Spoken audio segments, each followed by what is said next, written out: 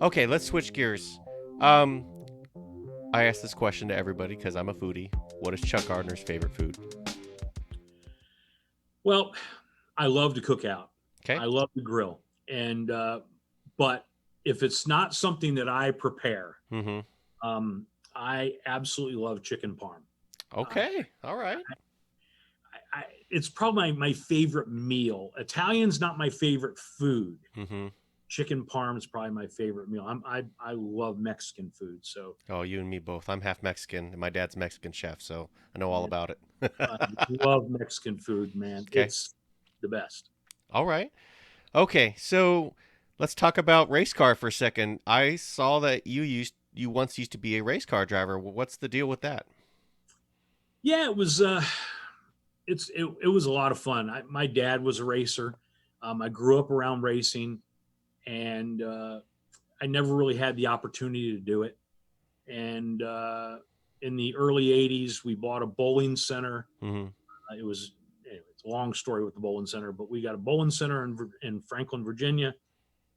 And not long after we got the bowling center, they built a racetrack.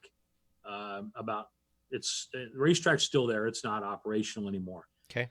It's called Southampton Motor Speedway. And so my head mechanic and I decided we were going to build one of these little enduro cars. It's this crazy race. Enduro racing is silly. Okay. It's silly. They put 50, 60 cars on a 3/8 mile track. And they just go out there and these cars, it's not a demolition derby, but it could be. Right. Uh, so we built one and just we had an absolute ball and Okay. doing it, working on it and building it and getting it ready. Sure. And after we went out there, we always wanted to race, and I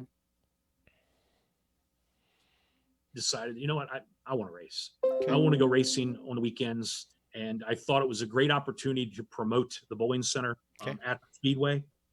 So we tied the bowling center to the racetrack with some special things and Mm-hmm. just tied it all together. And lo and behold, we were actually pretty good. We won some races, Mm-hmm. and then I kind of, I didn't start out at a low division. I started out it's a division called Limited Sportsman, which is the second highest division Oh on the wow. dirt track racing deal. So the Okay. cars are fast, Mm-hmm. and I started out there, and I wasn't great the first probably the first season. I probably finished seventh or eighth in the points. I was just like you know I, I was never in the way, but I was never a threat to win a race the first year. Sure. But the second year, the second or third race out, I won, Mm-hmm.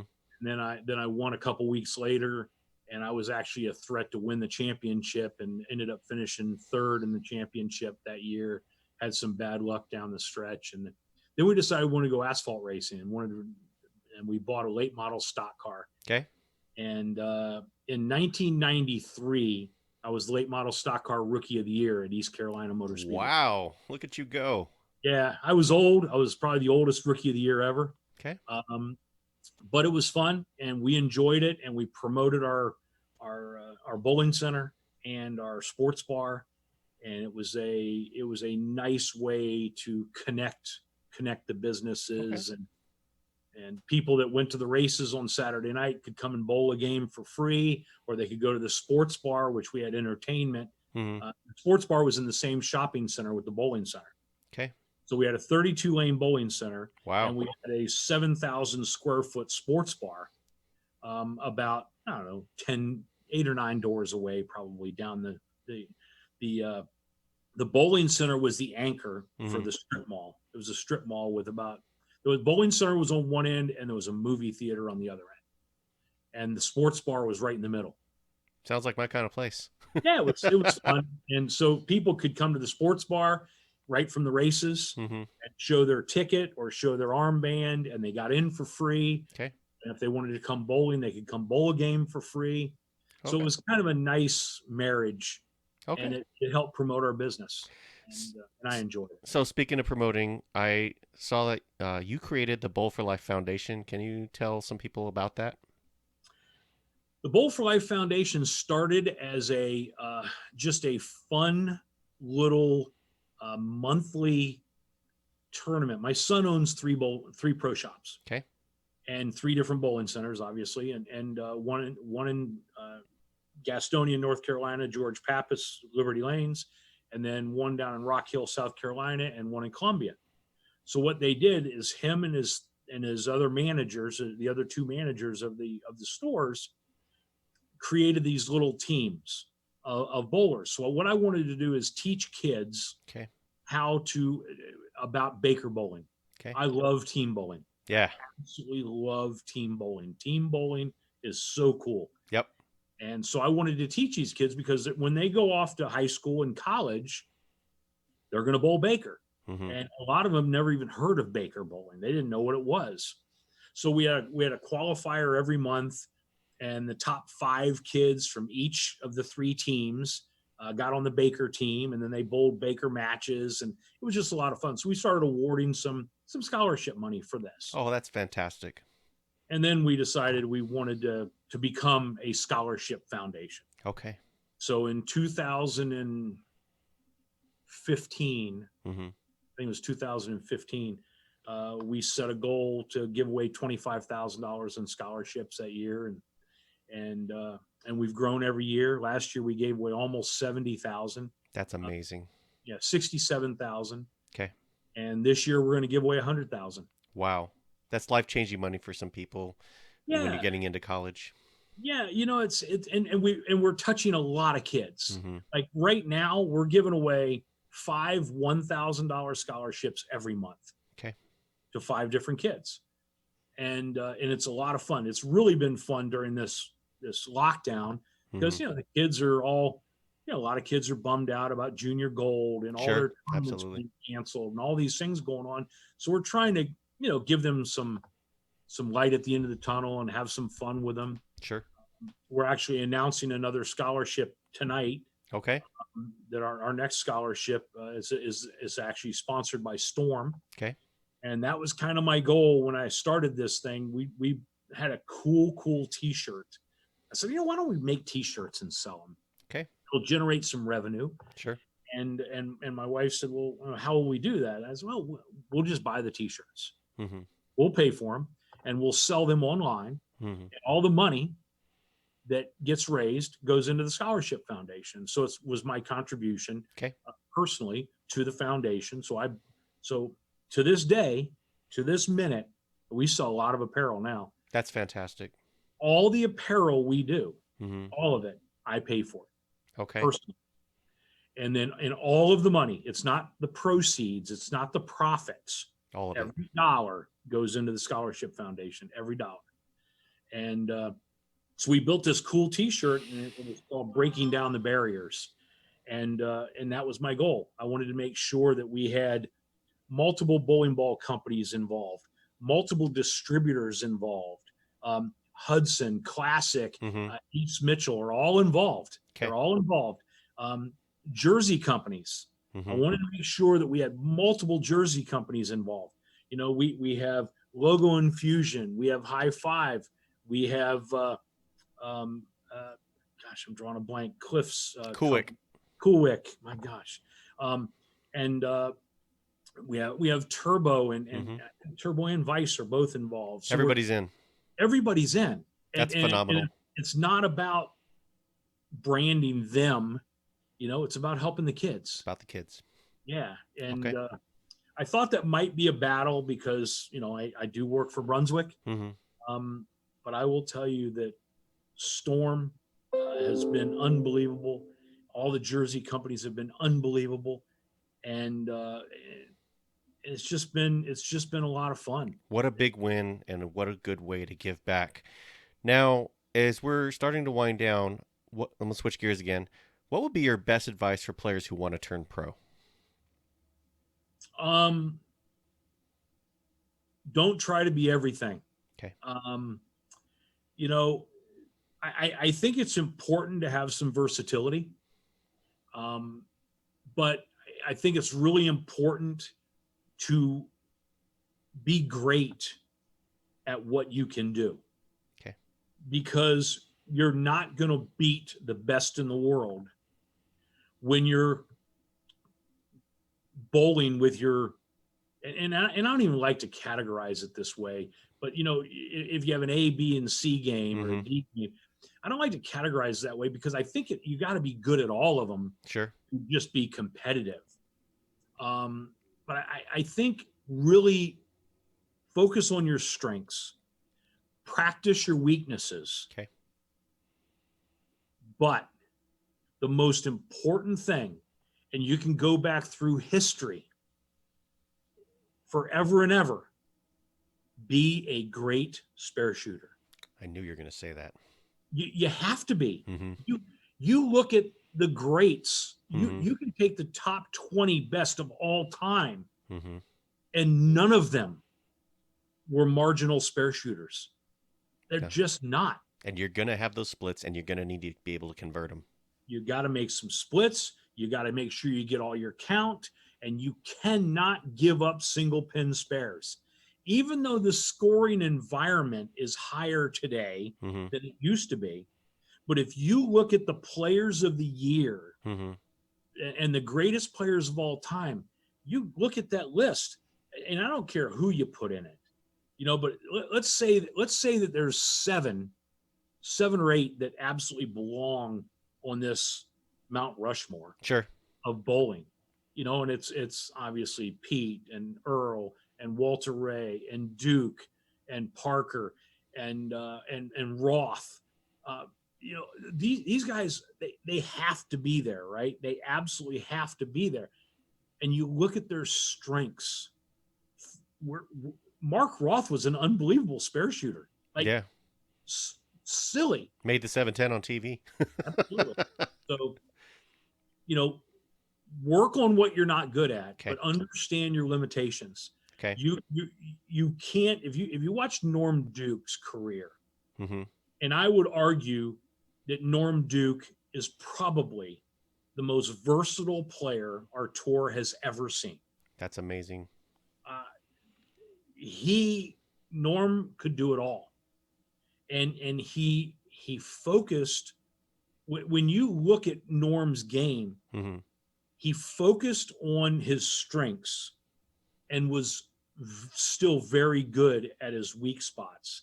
He didn't have a high rev rate, No. never had a super high rev rate, but he could get in and hook it with the boys because he knew how to control his ball speed and his axis rotation and his tilt, maybe better than anybody. Maybe the greatest touch we've ever seen, right? I mean, the guy can absolutely never decelerate through a shot and not touch the finger holes. Wow. It looks like he's throwing it with his thumb. It's so amazing. And I got to work with Norm. I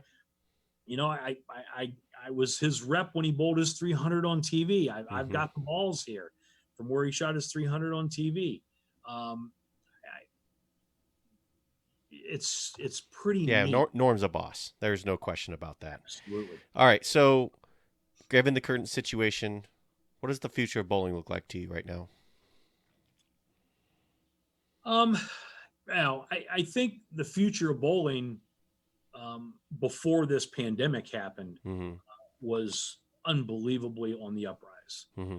and I think it still will be. Okay. I just think I think we're going to take some time. It's going to take some time because we don't know what the guidelines are going to be. Sure. We don't know what the rules are going to be. We don't know if our proprietors are going to be able to still operate their business if they're forced to use less than half of their lanes. Yeah. Um, and in Georgia, there's a few open already, and apparently they have to check people's temperature when they come in. Mm-hmm. And they're so you take a bowling center who now can't use all of their property Sure. to generate revenue, and now you have to add help, Additional expense. Yep. additional expense. So it's going to be tough. Okay. I would be very um, I would be nervous if I was a proprietor right now, Okay. because it's going to be a tough battle for them for a few months. But I will tell you this: I have all the faith in the world in bowling. Okay. I have all the faith in the world in our industry, in our leadership, in bowling proprietors and bowlers. Okay. Like, we love our sport, right? Absolutely. We absolutely love our sport. We may love our sport more than any other demographic loves their sport. I just bowling is bowling is social. Absolutely. Bowling is a social network, and we are going to crave that still as bowlers. Mm-hmm. Right now, I'm supposed to be in Tucson, Mm-hmm. and last year in Tucson, Liz Culkin bowled 299 on the TV show Ooh. with a solid nine, Mm-hmm. and Shannon O'Keefe won the event, Mm-hmm. and um, and I'm sad, right? I'm sad that I'm not there with the girls. Yep. I'm sad. I miss the girls. I want to be there, especially now that we acquired those other four brands, Mm-hmm. and we had this amazing. Like, I love our Brunswick and Deviate girls. I love them. They're Absolutely. unbelievable. I've never had the honor of working with Clara Guerrero. Love her, have always admired her. I've never had the honor of actually working with Shannon Pulowski, although we're great friends, and I would talk to her all the time as a friend Mm-hmm. and give her any advice. I've not had the honor of working with Jordan Richard yet, or Giselle Pass, or so many, Sandra Gongora. The company portfolio now has a brand new set of female athletes that you get to work with. Absolutely, and it's exciting. Mm-hmm. And obviously I love getting to work with Shannon O'Keefe again. Yeah. And I've had many conversations over the years with Missy and Drew Parkin about, working with Missy. Missy was a Brunswick girl many years ago, Mm-hmm. and I love Missy. These girls are my friends, right? Mm-hmm. And so now I get to work with them, with Eric, and so we're excited about this. We're Mm-hmm. excited about it, and I'm sad that we didn't get to have our camp. We were Okay. going to have a PWBA camp last Tuesday, Wednesday in Tucson. It was all scheduled, and then obviously we'd be bowling right now in Tucson, and yeah, I miss that. Okay. I really really do. I have one last question for you. What does the future look like for Chuck Gardner? Oh, I don't know. I think Chuck Gardner loves what he does, and I'm in a really wonderful position at Brunswick that my bosses understand that I am kind of old, and I kind of need to slow down just a little bit, and they've been unbelievable understanding that. We've hired Eric, and we actually have Mike Wolf working as in a tour rep role. But Eric is kind of my guy that is hopefully going to be the employee at Brunswick that becomes the coaching and pro staff manager when I move on. Okay. I think it's, as long as I am excited about going to work every day, Mm-hmm.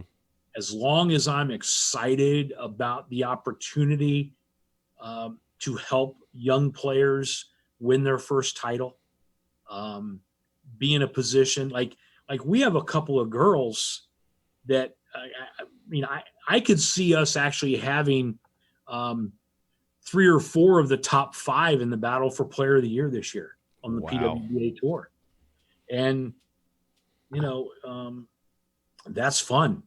That's fun. It's been a few years since I got to work with a player that won the Player of the Year. Um, so, although 3 years ago when Shannon O'Keefe won the Tour Championships, it was very obvious to me that she had become the best player on the PWBA Tour. Sure. It was very obvious, and she is the best player on the PWBA tour right now. And I think if you're a lady and you want to go beat her, you better get to work. Bring your A++ game. Yeah, I mean, she's an athlete. She works out daily. Mm-hmm. She's very committed. And listen, so many of those PWBA girls are very, very committed, very athletic, and the skill set they all possess is pretty phenomenal. It's Absolutely fun. It's fun to watch what they can do. Chuck, it has been an honor and a privilege and a blessing to interview you. Thank you for blessing me with your presence. Bowlers, as always, more updates to come. Thanks so much, man.